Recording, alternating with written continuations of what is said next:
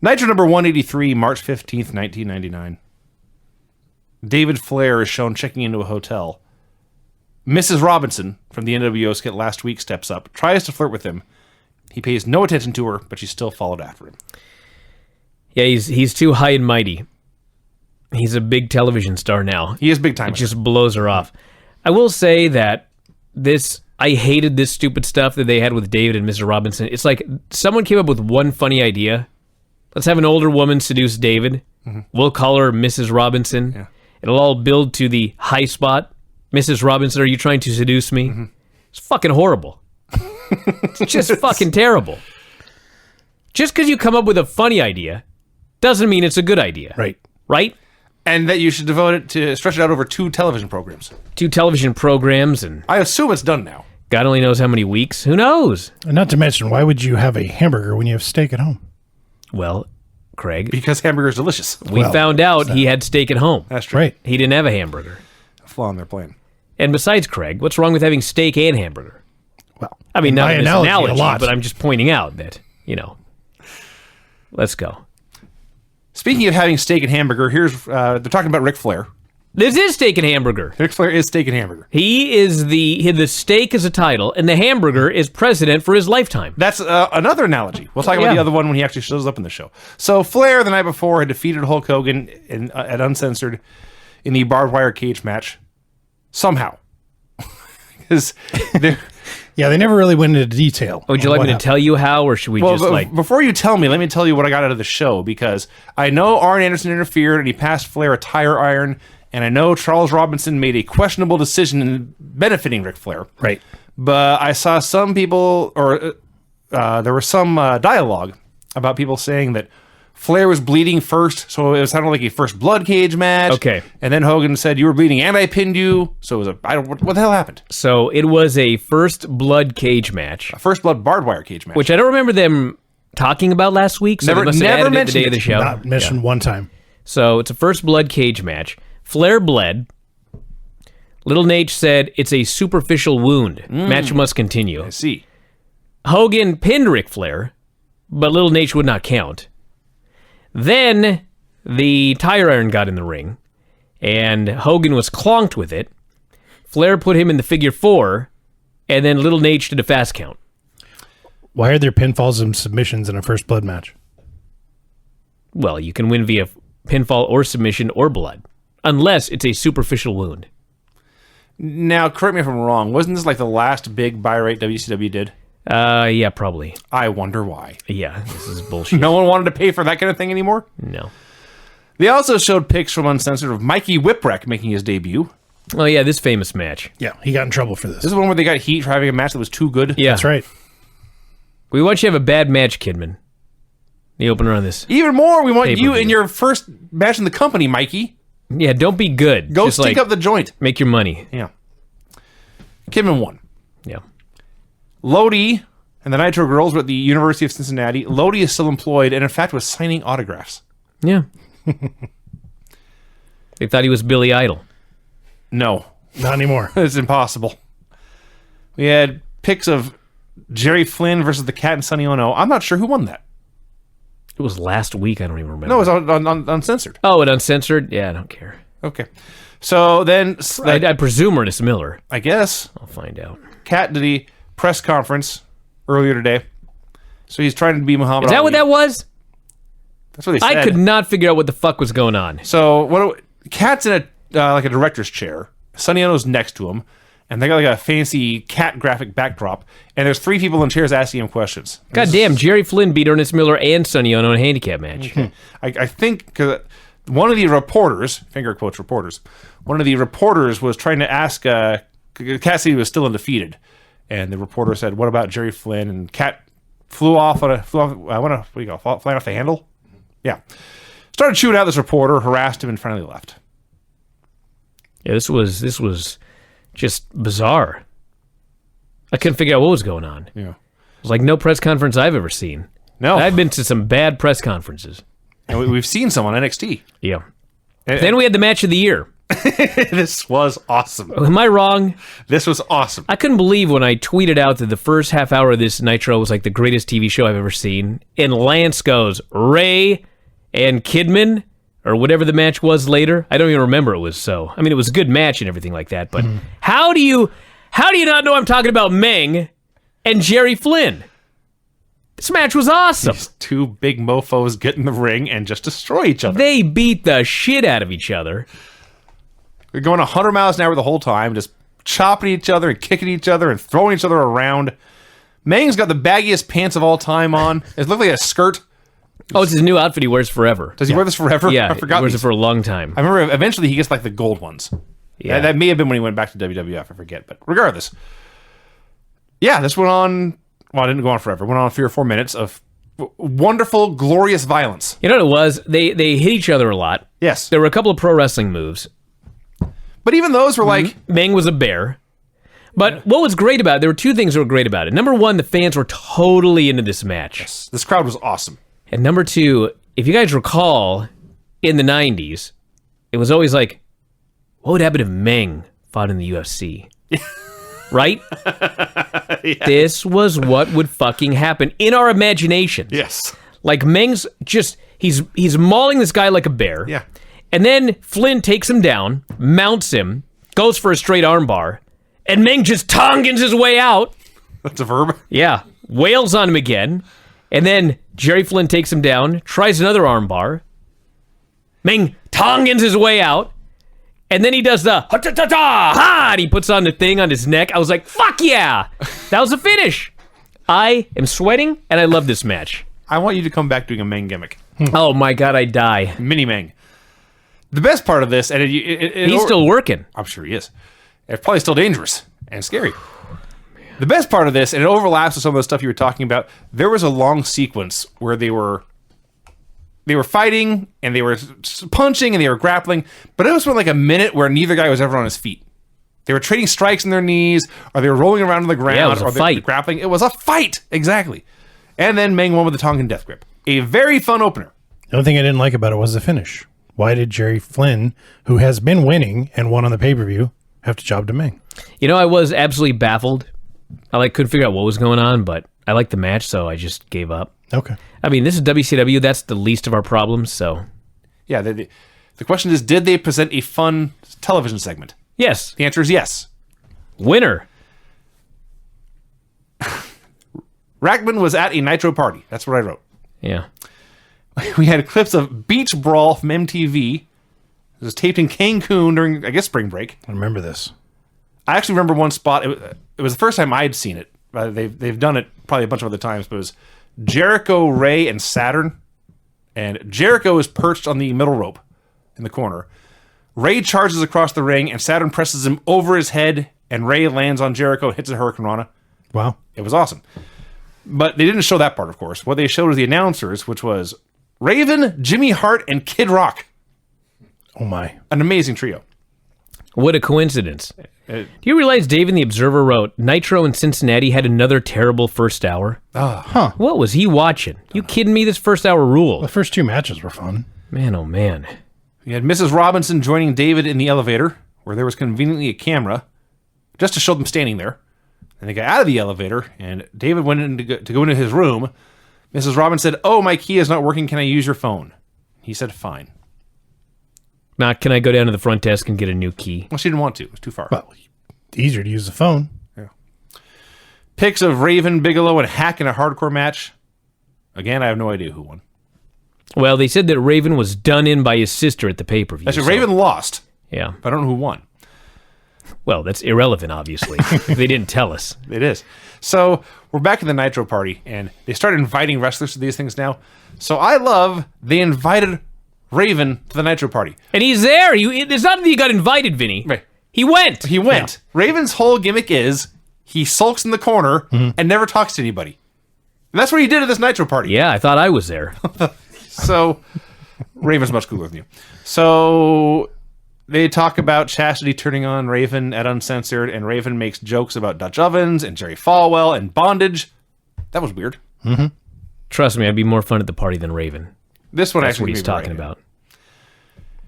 Chris Adams versus Rick Steiner. Oh my God, what a battle. I love this match. I don't even know what happened. What do you mean you don't know what happened? Well, like, they're having a match, Uh-huh. and then they beat the shit out of each other. Right. And they started punching each other in the face as hard as they could. And then Taylor tries a double leg. Adams? Rick Steiner just drives his hip into him to break it. I'm sorry, Chris Adams. Drives his hip into him to stuff it.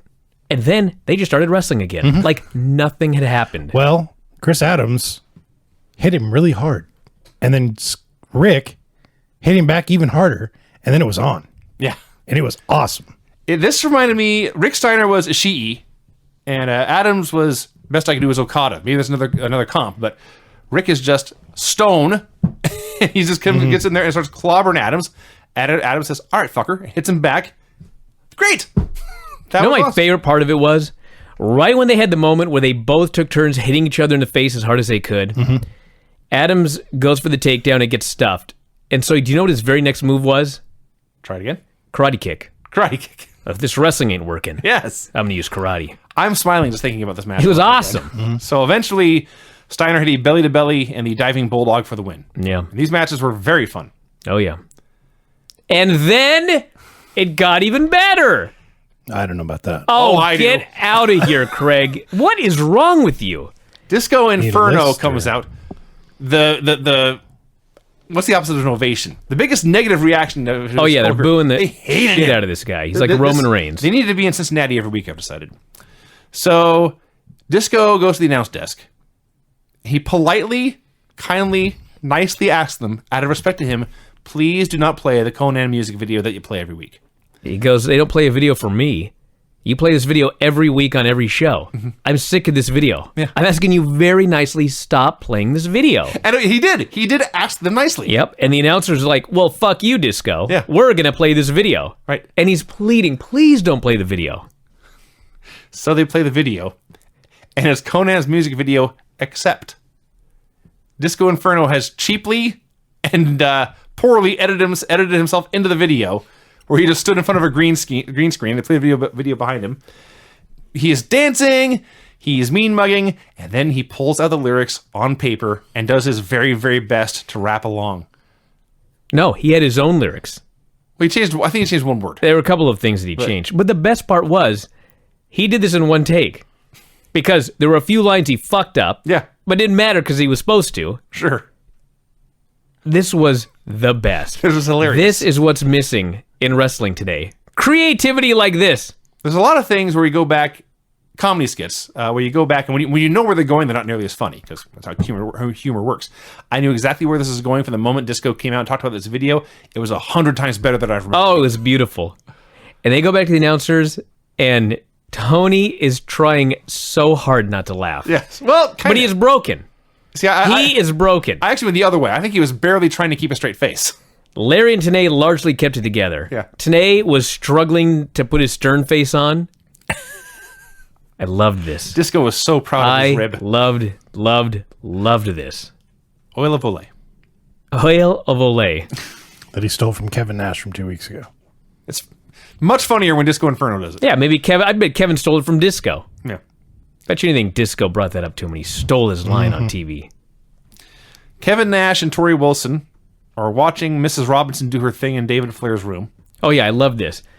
They got cameras in the room. The NWO does. Like 9 of them. Yeah. It's not just like one camera that's like hidden behind a plant. No. There's like a camera up high, there's a camera down low, there's a camera shooting their bed. I'm like, There's a camera shooting Hello? at the bed at an angle where they knew exactly where David Flair would be sitting and Oh, yeah. exactly where Mrs. Robinson would put her leg. yep. So she's putting the moves on him. David says, I can't. I'm in love with another woman. This gives Nash and Tori a hearty laugh. And then Well, Nash. Tori laughed too. Well, she did, was- but a she little was bit smitten. smitten. I see, yeah. Yes. You're right. You're right. So the closing shot is, yes, they've taken this joke as far as it can go. We may as well go all the way. They actually recreated. I've never seen the graduate. Well, I bet it was better than this. But I've seen this picture, and the older woman puts up her leg in the bed, and the younger man's in the background asks, "Are you trying to seduce me?" Well, it was David saying, "Are you trying to seduce me, Mrs. Robinson?" And the answer is no, because no one would ever want to seduce David Flair. I think you are. The door is right over there. So eventually David kicks her out.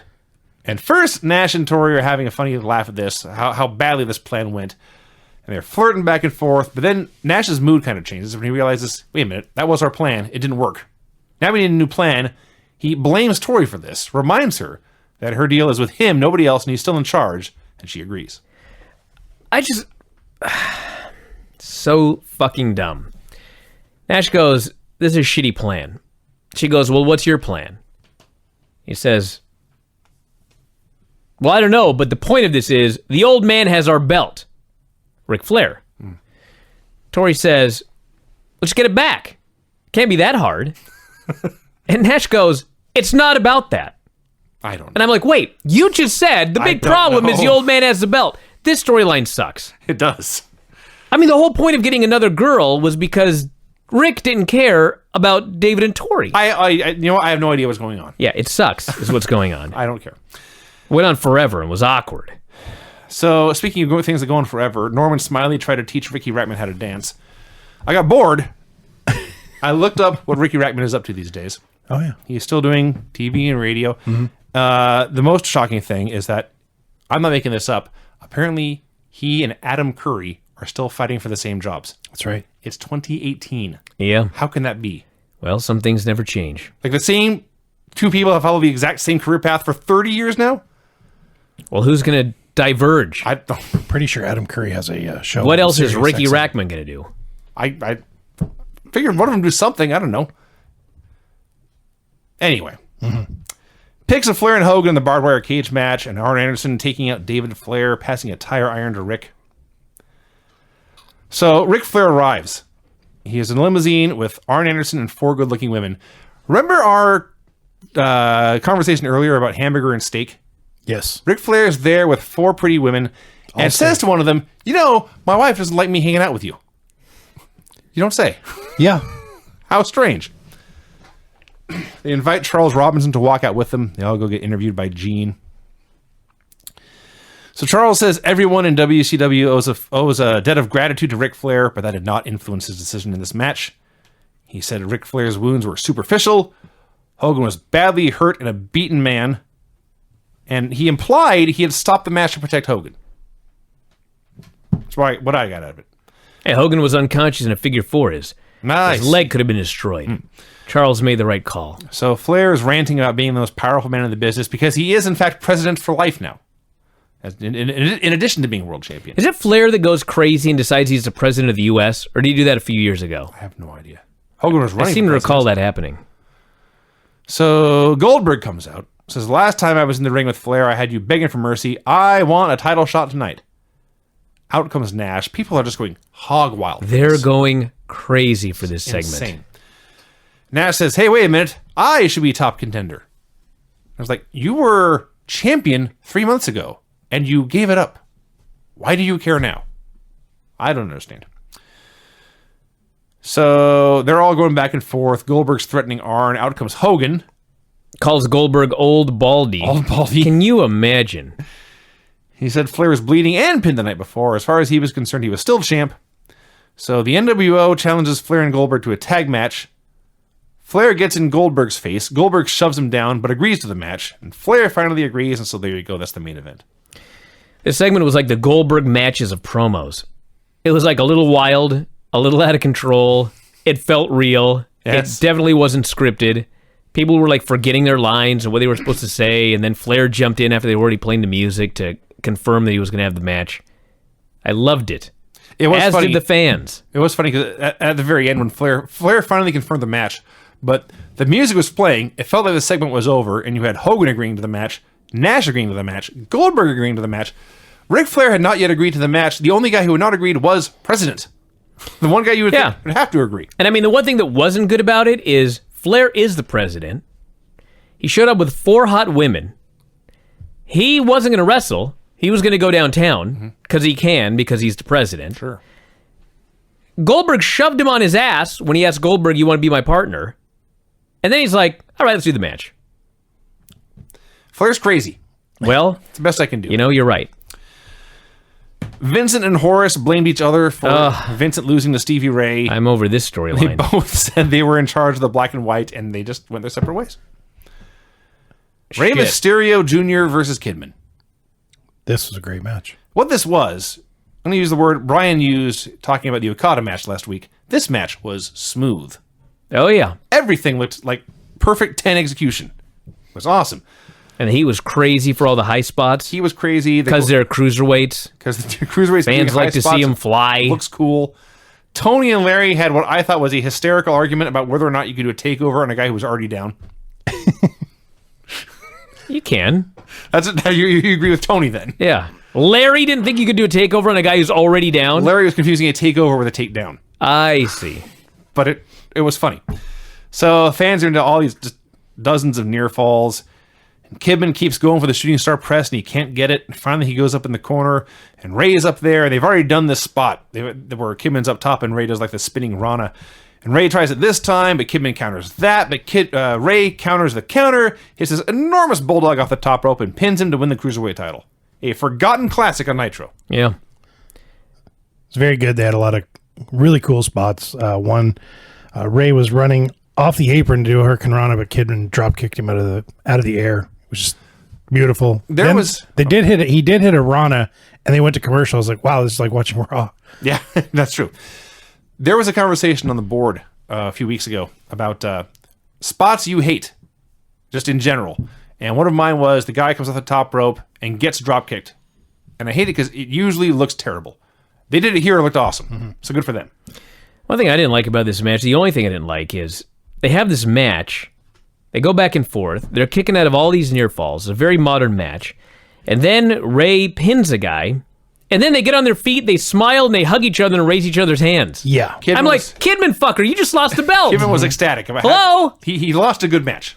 I was mad because he had a moment. They were more excited about their performance than the championship. Well, Kidman especially. Yeah. I agree with you. It's dumb. It was. This is the Cruiserweight Championship of the fucking planet Earth here. I can only assume that Kidman was just caught up in the moment, and because this crowd was awesome. Yeah. It was a great match. They got a great ovation. He may have been near tears. Stevie Ray confronted Horace. Oh, God. They both said they were in charge of the black and white. Can I do the dialogue? Disco shows up, and Stevie says, Disco, you tell Hogan that if Hogan is blowing smoke up my chimney, I don't like that. And I'm Stevie Ray. And then Horace says... So happy you did this. Horace says, I want that turkey in the ring tonight. I want that, and he's trying to think of a word that he can say on TNT. Say MFer? No. Turkey. The other great thing is the way Stevie just sucker punched Horace before Disco even showed up. Yeah, just punched him and walked out. But Horace totally no-sold when Stevie was gone. Doesn't like Hogan blowing smoke up his chimney. No. Where is your chimney? Where's my chimney? Yeah. Downstairs. Yeah. I don't think that's your chimney. Chris Benoit and Dean Malenko came out for a promo. I wouldn't want Hogan blowing in either chimneys. Fair enough. So they're tag team champions now, Benoit and Malenko are. They cut a boring promo about how this was the result of teamwork and a team victory. We challenge any team to face us tonight. They're trying. Are they? Well, I mean, they're like, this place sucks, but we're the tag team champions, so let's They are gone in have some goddamn tag 9 team months, matches here. So the tag title match, as we suspected, was in fact lumberjacks with straps. Now you had to buy the show to find this out, and that's what it ended up being. So the whipping ended up making sense in the long run, and Arn cheated to help the Horsemen win in this match too. And then we have Benoit Malenko versus Hugh Morris and the Barbarian. The Barbarian traded in his Ming for a Hugh Morris. Yeah. Well, Ming left him. How the hell did Hugh Morris end up in charge of developmental? Yeah, right? Fucking sucks. They did a spot where, I can't even describe it. Barbarian is going to do a power bomb onto Hugh Morris's knee as Hugh Morris is kneeling. Yeah. Who the fuck came up with this stupid idea? He fucking power bombs this guy onto Hugh Morris's knee and almost breaks his leg. Like his knee collapses and he literally crumples in a heap. Yeah. And I'm like, somebody hired this man to head WWE developmental. Did he ever have a good match? I have watched him, and my take on Hugh Morris is that he's always the guy who had so much going for him and did nothing with it. Well, he was an athletic guy. He's huge. Yeah. Very athletic. He had charisma. He was not just a guy. He was not horrible. No. But he was not But his good. matches were. Like, I mean, if you want a developmental territory where you make guys who aren't terrible, then great. I want a little more than that if it's my company. Not to mention, you want a developmental where guys make the most of their gifts. Sure, Hugh Morris yeah. is not that. So, long heat segment on Malenko. Benoit gets the hot tag, gets thrown outside. Jimmy Hart's working over Chris Benoit. Yeah, Jimmy Hart is working over Chris Benoit. I cannot suspend my disbelief. No, it's ridiculous. That was fake. So, Barbarian accidentally kicks Morris. Benoit hits the diving headbutt for the win. That was that. I think it was better than we're making it sound. It was better than we're making it sound, but it was very long and it's kind of boring. Yeah. Scott Steiner and Buff Bagwell came out for a promo. And Scott blamed Buff for fumbling the ball last night, and that's why Booker T beat Scott for the TV title. So Buff's first tack is to point out that the fans like him more. There's more signs for him. He's in better shape. And they argued about that. And Buff said, look, this is getting out of hand. Let's shake hands and go back and talk about it like men. So they shake hands and they hug, but Steiner turns that hug into a belly-to-belly, whacks him with a chair, puts him in the Steiner recliner, threatens to break his neck again, and finally leaves him laying and goes to the back. So, yeah, Buff is apparently out of the NWO now, you would think. Glad they're not going to spring break together. Oh, that's right. It's a good thing, actually. All that build up to that, and the payoff is no. They actually had some pretty good dialogue. Mm-hmm. Like Steiner goes, Bagwell, you had a pencil neck and hurt your neck. You're not the same anymore. You don't belong here. Bagwell points out that the crowd likes him more, and Steiner says, I don't give a shit about the crowd. Bagwell says, maybe you're jealous because I got back into shape. And Steiner said, I'll always look better than you.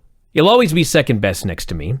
Bagwell says, you're Big Papa Pump, but you're not buff and you're not the stuff. Like, every one of these lines the crowd is into. Oh, yeah. They're like, oh, he said he's not the stuff. I can't believe it. Steiner says, you were nothing before the NWO. If you get kicked out, you'll be nothing again. People go, and he belly to bellies him and beats his ass, and the fans are chanting for Buff afterwards. Mm-hmm. Yeah. This was an awesome crowd. This was a great crowd. They should be here every week. They should move developmental here. Hugh Morris should have known that. You ever been to Ohio? Actually, I think they were in Cincinnati. What am I talking about? I'm sorry, Rob, but even my father grew up there, and I was not a fan. Stevie Ray versus Horace. I was not a fan of this either. So Yeah, this was fucking terrible. they're clobbering each other. They were. They were barely touching each other. Mm-hmm. The crowd was dead. It fucking sucked. And then there was a finish. There's nothing more to say about this. All What right, the on, fuck Vince. do you want about Stevie Ray and a It Horace? was bad. I wrote too short to be awful. Stevie What? won. Going What are in. you It talking was about? too awful to be short. There's no such thing as too short to be awful, Vinny. All right. You of all people should know. Wait, what? Konnan versus Disco Inferno. Crowd is chanting for the NWO in this match. Well, Konnan first came out to speak on this. As he does. Yes. He was very upset that Disco was trying to perpetrate his video. Actually, trying to perpetrate on his video. And he wanted his buster ass out there. Sounds lewd. That's what he said. I know what he said. He didn't mention peeling his potatoes, so it's not that lewd. Then they had a match. Went forever. Yeah, through a break. Went through a break. We got 10 minutes plus a break. And the finish is Elizabeth takes the ref. Lex bonks Konnan with his cast. Disco hits the chartbuster for the win. And by the way, Lex has the other arm wrapped this week because last week he had a brace and a glove on the left arm. Yes. Yeah. This week his right arm is all bandaged up. But this is one of these things I love about wrestling. So last week, he had the left arm taped up. This week, he had the right arm taped up. As I said. And we're supposed... He, I guess, is supposed to believe that he's fooling us. Mm-hmm. Okay? But he's got his cast over a long sleeve sweatshirt. Right. Because he's a fucking idiot. I loved it. Should also know that he's wearing this big ass shirt because he looks like he's lost 30 pounds since he hurt his arm. Mm-hmm. Booker T versus Chris Jericho. Another long match. The crowd was tired by this point. Crowd was getting burned out. It was a 3-hour show. So Booker hits an axe kick. I think Jericho was supposed to dodge because Booker clunked him pretty good. And then the ref gets... Well, Booker goes for a drop kick. My guess is Booker just clonked him pretty good. You really want to know. There's also that. Regardless, Jericho pulls the ref in the way to block a drop kick, and the ref gets up and disqualifies him, and that's that. This was a waste of time. And by the way, Jericho was not long for this company. I know, that's what I was thinking too. He couldn't get pinned by the TV chief. Like, why can't Booker pin Jericho? I don't know. And it made me mad because, like, if you're going to do, I've mentioned this a million times, if you're going to do a shit finish, do like a 4-minute match. Yes. Don't make me sit through 2 commercial breaks in 18 minutes and then give me a shit finish. That makes me mad at the company. Yes. Yeah, Chris Jericho's got one foot out the door. With that said, I love it when heels act like buffoons. Yeah, Lex Luger and his cast. Chris Jericho here in this match. Buffoons everywhere on this show. And then it was time for the main event. Kevin Nash and Hulk Hogan versus Ric Flair and Goldberg in one of the weirdest matches I can remember. Yeah, but it was great. It absolutely was. It was awesome. So- Fans loved every moment of it.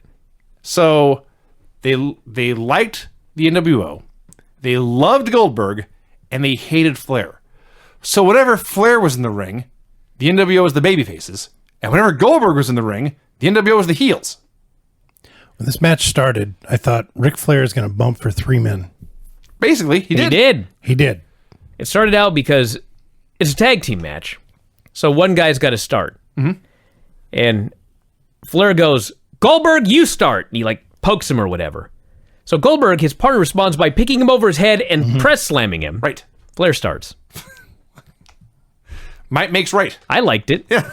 That's right. Might makes right, Vinny. So Flair starts.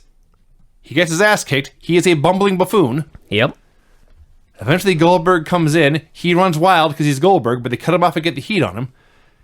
And he would cut them off and not tag Flair in. So Flair is pissed. When the ref's back is turned, Flair does the slap hands gimmick to fake a tag.